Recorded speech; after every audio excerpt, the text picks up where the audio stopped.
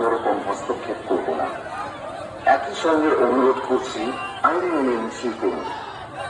রাজ্য সরকারের সচিবালয় নবান্ন এবং তার সংলগ্ন এলাকায় ভারতীয় নাগরিক সুরক্ষা সংহিতার 163 ধারা জারি থাকে।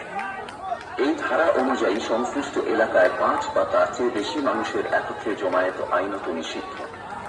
এই বিষয়টি মাথায় রাখুন, আইন নিজের হাতে তুলে নেবেন না। আবার জানাচ্ছি, শান্তিপূর্ণ এবং আইনসিদ্ধ আন্দোলনে পুলিশ প্রশাসন কোনো হস্তক্ষেপ করবে না।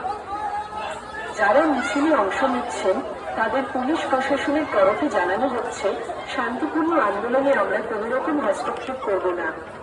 একই সঙ্গে অনুরোধ করছি, আইন মেনে মিছিল করুন। রাজ্য সরকারের সচিবালয় নবান্ন এবং তার সংলগ্ন এলাকায় ভারতীয় নাগরিক সুরক্ষা সংহিতার 163 ধারা জারি থাকে।